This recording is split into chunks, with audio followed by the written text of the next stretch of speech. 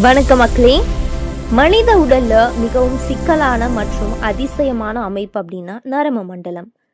நம்மளுடைய மூளை, முதுகுத்தண்டு, உடல் முழுவதும் பரவியுள்ள நரம்புகள் எல்லாம் சேர்ந்து ஒரு மிகப்பெரிய தகவல் பரிமாற்ற அமைப்பா வேலை செய்யுது. நாம் பார்க்கும், கேட்கும், நினைக்கும், நடக்கும், உணரும் எல்லாத்துக்கும் காரணம் இந்த நரம்பு மண்டலம் தான்.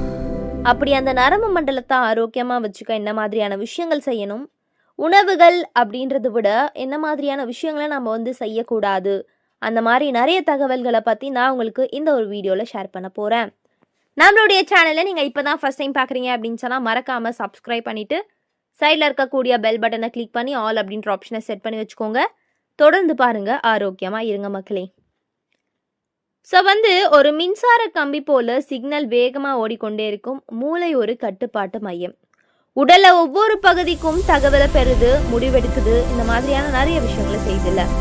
அப்படி நம்ம உடல்ல நிறைய வேலையை செய்யும், நிறைய பரிமாற்றங்கள் அமைப்பை மாற்றும் இந்த ஒரு நரம்பு மண்டலத்தை நம்ம எவ்வாறு பாதுகாக்க வேண்டும். ஸோ நரம்பு மண்டலத்தை பாதுகாக்க முதல்ல புரிந்து கொள்ள வேண்டியது, ஸ்ட்ரெஸ் தான் பெரிய எதிரிங்க. அதிக மன அழுத்தம் இருந்தால் கார்டிசோல் ஹார்மோன் அதிகரிக்கும். அது மூளையுடைய செயல்பாட்டை பாதிக்கும். நினைவாற்றல் குறையும், கான்சென்ட்ரேஷன் குறையும். தொடர்ந்து டென்ஷன் இருந்தால் நரம்பு சோர்வு ஏற்படும். இதனால் தினசரி ரிலாக்ஸேஷன் அவசியம், மெடிடேஷன் அவசியம், டீப் ப்ரீத் பண்ணுறது, அதுக்கப்புறம் நேச்சுரலான வாக்கிங் ஒரு 10 to 15 minutes, இந்த மாதிரி நிறைய விஷயங்கள் இருக்குது. ஸோ உணவு பற்றி பேசும்போது முதல்ல என்ன விஷயம் வருது அப்படின்னா, என்ன மாதிரியான சத்துகள் நமக்கு தேவை அப்படின்னா, விட்டமின் பி காம்ப்ளெக்ஸ் முக்கியமாக தேவைப்படுது. குறிப்பாக விட்டமின் B12 நரம்பு ஆரோக்கியத்திற்கு அவசியம். இந்த விட்டமின் B12 குறைந்தா நம்ம பார்த்திங்கன்னா நிறையவே ஆரோக்கியம் வரும். ஸோ இதில் என்னென்ன இருக்குது, என்ன மாதிரியான உணவுகளை சாப்பிடலாம். ஸோ முட்டை, மீன், பால், இந்த பொருட்கள்லாம் வைட்டமின் B12 அதிகமாக தருது. வெஜிடேரியன் டயட் எடுத்தால் B12 டெஃபினன்சி காமனாக இருக்கும். ஸோ மருத்துவருடைய ஆலோசனையுடன் சப்ளிமெண்ட் தேவைப்பட்டால் நம்ம எடுத்துக்கலாம். விட்டமின் B6, விட்டமின் B1 கூட நர்வ் சிக்னல் டிரான்ஸ்மிஷனுக்கு உதவுது. பேலன்ஸ்டான டயட் இல்லாமல் டேப்லெட்ஸ் மட்டும் எடுத்துக்கிட்டால் கூட எந்த ஒரு பயனும் கிடையாது. ஸோ நான் சொன்ன இந்த விட்டமின் அதிகமாக இருக்கக்கூடிய விஷயங்கள்லாம் நம்ம தேடி தேடி எடுத்துக்கணும். அது மட்டும் கிடையாது, நம்மளுடைய நரம்பு மண்டலத்தை பாதுகாக்க ஒரு சில விஷயங்களை நம்ம கூடுதலாக செய்யணும். நம்ம தினமும் எடுத்துக்கிறோம் உணவு, ஒரு சிலர் தினமும் முட்டை சாப்பிடுவாங்க. இந்த மாதிரி நிறைய விஷயங்கள் பண்ணாலையும் கூடுதலான கவனம் தேவை அப்படின்றாங்க.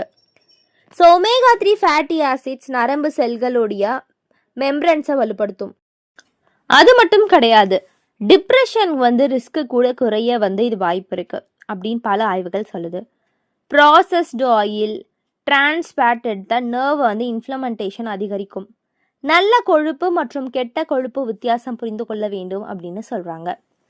ஸோ ஆன்டி ஆக்சிடென்ட் கூட நம்மளுடைய நரம்பு மண்டலத்தை பாதுகாக்கக்கூடிய ஒரு முக்கியமான விஷயமா இருக்குது. இந்த ஆன்டி ஆக்சிடென்ட் எந்த மாதிரியான பழங்கள்ல இருக்குது அப்படின்னா, ப்ளூபெர்ரி, கொய்யாப்பழம், நெல்லிக்காய், பச்சை கீரைகள், இந்த மாதிரி எல்லாத்துலேயுமே ஆன்டி ஆக்சிடென்ட்கள் அளவுக்கு அதிகமாக இருக்குது. ஆக்சிடேட்டிவ் ஸ்ட்ரெஸ் அதிகமாக இருந்தால் நம்மளுடைய நரம்பு மண்டலம் சேதமடையும். அதனால் நிறமுள்ள பழங்களான, நிறமுள்ள வெஜிடேபிள்களான நம்ம நிறைய விஷயங்களை எடுத்துக்கணும். அது மட்டும் கிடையாது, தண்ணீருடைய இன்டேக் ரொம்ப ரொம்ப முக்கியம். அதோடைய குவாலிட்டி ரொம்ப முக்கியங்க. டீஹைட்ரேஷனாக இருந்தால் பிரெயின் நமக்கு வேலை செய்யாதுன்னு சொல்லுவாங்க.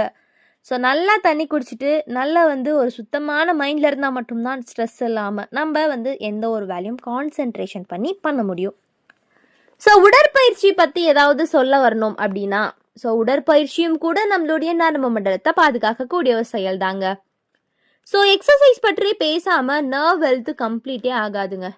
உடற்பயிற்சி செய்தால் பிளட் சர்க்குலேஷன் மேம்படும், பிரெயினுக்கு ஆக்சிஜன் சப்ளை அதிகரிக்கும். ஸோ என்ன மாதிரியான விஷயங்கள் செய்யலாம்? நார்மலாக ஒரு நாளைக்கு ஒரு 10 to 20 நிமிடம் நடைப்பயிற்சி, அதுக்கப்புறம் யோகா, ஸ்ட்ரெச்சிங், சும்மா நார்மலாக நம்மளுடைய உடல் அசைவுகள், இந்த மாதிரி அனைத்துமே நம்மளுடைய நரம்பு சீராக செயல்பட உதவுது. செகண்டரி தான் லைஃப் ஸ்டைலுக்கு பார்த்திங்கன்னா நமக்கு தேவை. ஆனால் ஃபஸ்ட்டே நம்ம இந்த மாதிரி ஒரு சில விஷயங்கள் செய்கிறது தான். குறிப்பாக நெக்கில், பேக்கில் பெயின் அதிகரிக்கும். ரெகுலர் மூமெண்ட்டு தான் நமக்கு அந்த ஒரு பெயினை ப்ரிவெண்ட் பண்ணுமே. ஸோ வந்து கை வலிக்குது, கால் வலிக்குது, முட்டு வலிக்குது அப்படின்னா நம்ம வந்து அப்படியே இருந்தால் நமக்கு வலி சரியாக போகுமா? நாம் அதற்கான என்ன பண்ணுறோம் அப்படின்றது முக்கியம்ல. ஸோ மதுபானம் மற்றும் புகைப்பிடித்தல் நரம்பு மண்டலத்தின் பெரிய எதிரிகள்ங்க. முக்கியமாக ஆல்கஹால் நர்வ் டேமேஜை ஏற்படுத்தும். ஸோ நம்மளுடைய உடலில் நிறைய பாதிப்புகள், உடல் உள்ளுறுப்புகளை கெடுக்கக்கூடிய ஒரு விஷயமே இதெல்லாம் தான். ஸ்மோக்கிங் வந்து பிளட் வெசல்ஸை சுருக்கி பிரெயினுக்கு செல்லக்கூடிய ஆக்சிஜனை குறைக்கும். இவை நீண்ட காலத்தில் வந்து பார்த்திங்கன்னா நமக்கு நிறைய பிரச்சனைகள் ஏற்படுத்தும். ஸோ வந்து இந்த புகைப்பிடித்தலும் மது அருந்துதலும் நமக்கு ரொம்ப சீக்கிரமாக பிரச்சனை ஏற்படுத்திடுதா? கிடையாது. அது நாளுக்கு நாள் வந்து பெருசாகி பாதிப்பு ஏற்படுத்தும். அது அனைவருக்கும் தெரிந்தாலும் அந்த ஒரு பழக்கம் மக்களிடையே இருந்துட்டு வருது. ஸோ அதை வந்து கண்டிப்பாக முற்றிலும் தவிர்த்தா மட்டும்தான் நம்மளுடைய நரம்பு மண்டலத்தை பாதுகாக்க முடியும். ஸோ ஒருத்தர் வந்து ஓவராக அன்றைக்கி மதுபானம் குடித்தாங்க அப்படின்னு சொன்னால் அவர்களுடைய நரம்பு மண்டலம் பாதிக்கப்பட்டு அவர்களுக்கு கான்சன்ட்ரேஷன் இல்லை அப்படின்னு சொல்லுவாங்களே, அது அனைத்திற்கும் காரணம் இதுதான். ஸோ மைண்டுடைய ஸ்டிமுலேஷன் கூட முக்கியம்னு சொல்லுவாங்க. நம்மளுடைய மைண்டை நாம் எப்படி பாதுகாக்கிறோம் அப்படின்றது. ஸோ புத்தகம் படித்தல், புதிர் தீர்த்தல், புதிய திறன் கற்றல், இது எல்லாமே வந்து பிரெயின் வந்து ஆரோக்கியமாக வச்சுக்க ஒரு முக்கியமான விஷயம் அப்படின்னு தான் நான் சொல்லுவேன். ஸோ வந்து இந்த வைட்டமின் B12 சொன்னல, இது நரம்பு மண்டலத்திற்கு கட்டாயமானது. இந்த வைட்டமின் B12 இல்லாமல் நர்வ் செல் சரியாக வந்து சிக்னல் அனுப்ப முடியாது. இந்த விட்டமின் கண்டிப்பாக தேவை அப்படின்னு சொல்கிறாங்க. அதனால் நம்மளுடைய உடலை வந்து ஆரோக்கியமாக பாதுகாக்கணும் அப்படின்னு சொன்னால் நிறைய உணவுகள் எடுத்துக்குவோம். அந்த மாதிரி வைட்டமின் B12ம் சரி நம்மளுடைய மூளை நரம்பு மண்டலத்தை பாதுகாக்குது. ஸோ தினமும் வந்து மீன்கள், முட்டை, பால், தயிர் போன்றவற்றையெல்லாம் நம்ம எடுத்துக்கணும். ஸோ முக்கியமாக வந்து தினமும் வந்து இரவு நேரங்களில் பால் குடிச்சிட்டு படுக்கிறது. காலை எழுந்த உடனே 2 முட்டை. ஸோ 2 முட்டை போதும், அதுக்கு மிச்சமாக எடுத்துக்க வேண்டாம். ஸோ மூளை மற்றும் நரம்பு செல்கள் நல்ல கொழுப்பால் ஆனது அப்படின்னு சொல்லுவாங்க. அதனால் நான் சொன்ன மாதிரி ஒமேகா 3 என்பது ஆன்டி இன்ஃப்ளமெண்ட்ரி ஃபேட்டு, நர்வ் இன்ஃப்ளமெண்டேஷனை குறைக்க உதவும், பிரெயின் ஃபங்க்ஷன் மற்றும் மெமரி மேம்பட உதவும். ஸோ டிப்ரெஷன் ரிஸ்க் குறைய உதவுது அப்படின்னு வந்து பல ஆய்வுகள் சொல்லுது. ஸோ வந்து ப்ராசஸ்டு ஆயில், ஜங்க் ஃபுட் இதெல்லாம் எடுத்துக்காம ஆரோக்கியமான விதத்தில் நம்ம மீன்களும் முட்டைகளும் ஸோ நிறைய வந்து நான்வெஜ் எடுத்துக்கலாம், தவறு கிடையாது. ஸோ ஒரு சிலருக்கு நான்வெஜ் ஒத்துக்காமல் இருக்கலாம், மற்றபடி அதில் ஆரோக்கியங்கள் அதிகமாக இருக்குது. எனவே மக்களே, நரம்பு மண்டலத்தை பாதுகாக்க நம்ம உணவுடன் சேர்த்து நிறைய விஷயங்களை செய்யணும் அப்படின்னு சொல்லிட்டு நான் சொல்லியிருக்கேன். ஸோ நரம்பு மண்டலத்தை காப்பது ஒரு சிக்னல் சொல்யூஷன் இல்லை, பேலன்ஸ்டு டயட்டு, நல்ல தூக்கம், ஸ்ட்ரெஸ் கண்ட்ரோல், எக்ஸசைஸு, அதுக்கப்புறம் இந்த மாதிரி ஒரு சில விஷயங்கள், இது எல்லாத்தையுமே வந்து சேர்த்து தான் வந்து பாதுகாக்க முடியும். உடல் வலி, மெமரி ப்ராப்ளம் போன்ற அறிகுறிகள் இருந்தால் இக்னோர் பண்ணக்கூடாது. ஸோ ஆரோக்கியமாக இருக்கணும். இது மட்டும் கிடையாது, நிறைய விஷயங்கள் இருக்குங்க, தொடர்ந்து பார்க்கலாம். இது போன்ற அற்புதமான தகவல்கள், ஆரோக்கியமான விஷயங்களை தொடர்ந்து கேட்கணும் பார்க்கணும் அப்படின்னு ஆசைப்பட்டீங்கன்னா நம்மளுடைய சேனலை மறக்காமல் சப்ஸ்கிரைப் பண்ணிக்கோங்க. தொடர்ந்து பாருங்கள், ஆரோக்கியமாக இருங்க. நன்றி, வணக்கம்.